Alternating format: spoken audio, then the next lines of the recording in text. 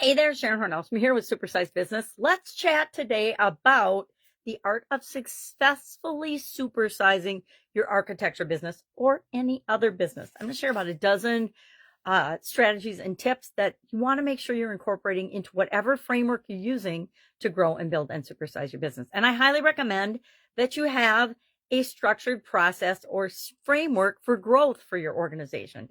Why? Because if you don't have one, you're going to struggle way more than if you have a process that you use to grow and build and supersize your business. So some of the components of that are, of course, and some of these either you've been running your business for a while and you're growing and you're going to find out that you don't have some of these building blocks to supersize and grow your business. You want to incorporate them into your business. And some of them you probably already have, but they need to be tweaked, changed, updated because the world around us is changing all the time and our businesses need to keep up and our processes and systems need to keep up.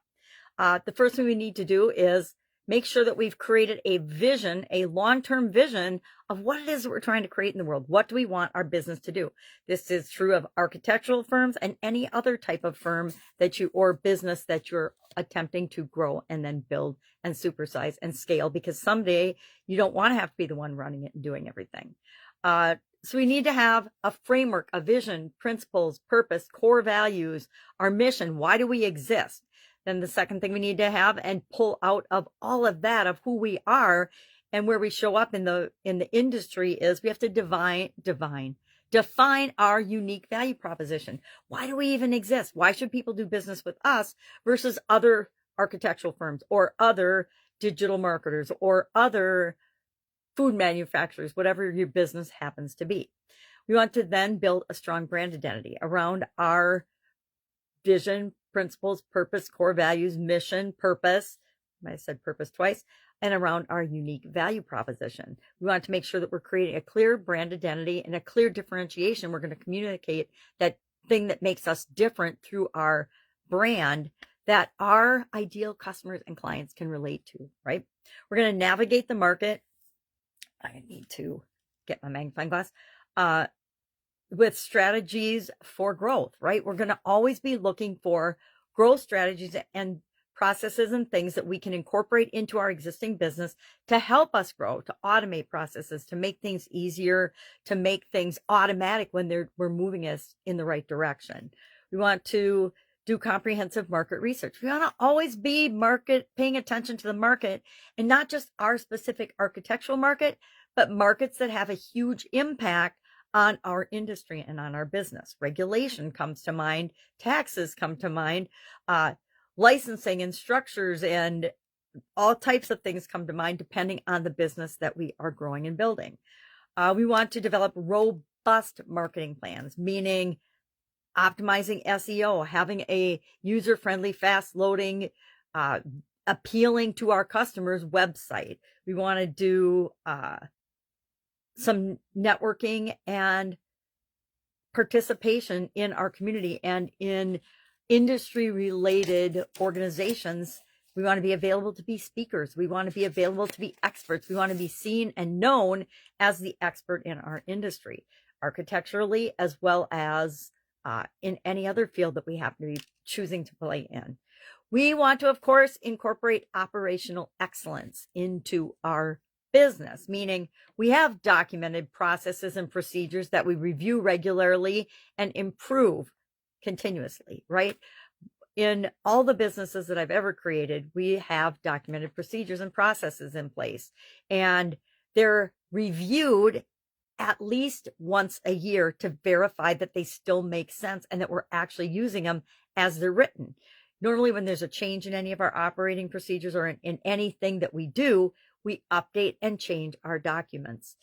That's just part of everybody's job in the organization, is to keep their processes, systems, procedures, tools updated and available, and for training to teach people how to use them effectively. Otherwise, why do we have them if we're not going to use them and update them and make them a living, breathing document for our business? We want to invest in talent development and people development. I was talking with one of my clients yesterday about this and the importance and how expensive labor is for their particular business. It's a very labor intensive organization, not particularly skilled labor, but was trying to get them to understand that our most important resource is people. We don't just have to use them and pay them and teach them manual things. They can contribute so much more to the organization, which makes them more valuable and more valuable contributor and a more important part of our organization.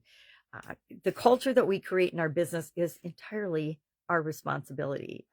A lot of people just let it grow how it grows, and then they find out that they've got really a lot of weeds in their cultural garden because they weren't paying attention. We want to maintain high quality standards.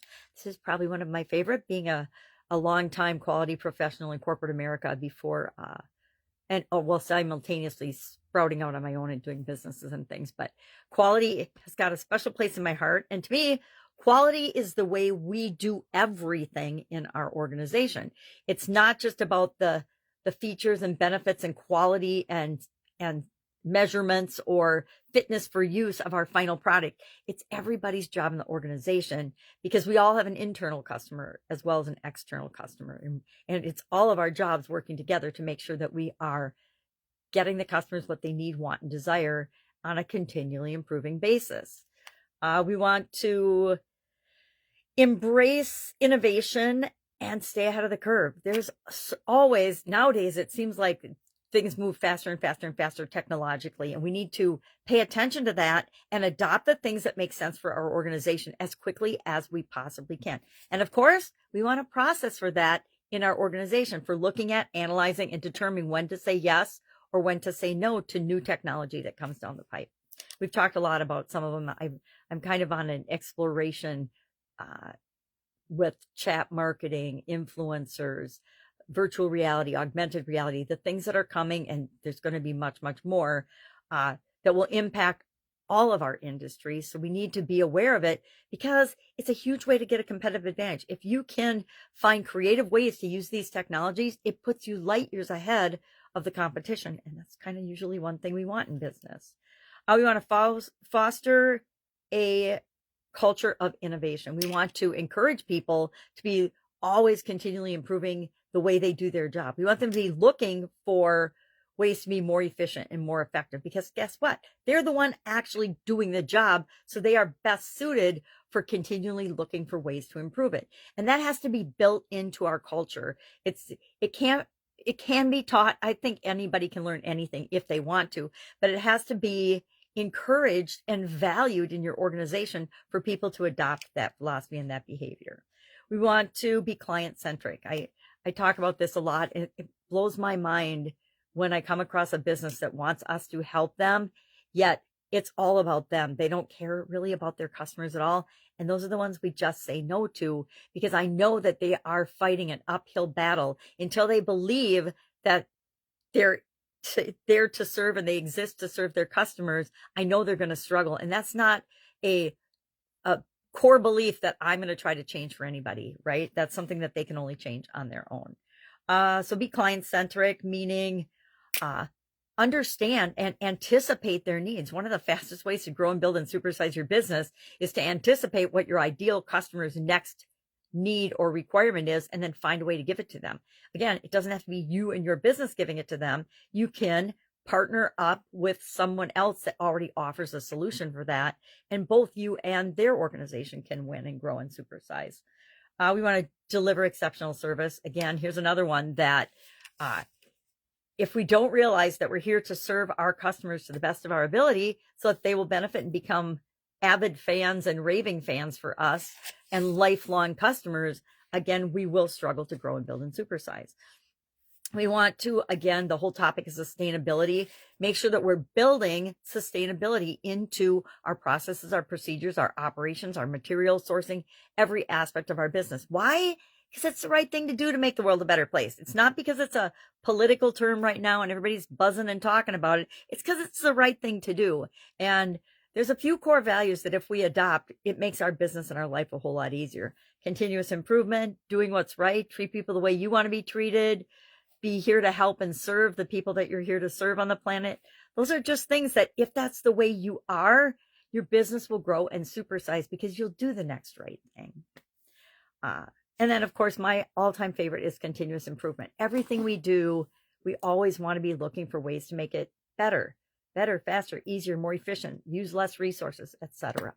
So love to know, do you have a framework for growth and supersizing your business? You don't have to share in the comments below. Just share yes or no. And if you don't, and you need help with that, I'm here to help.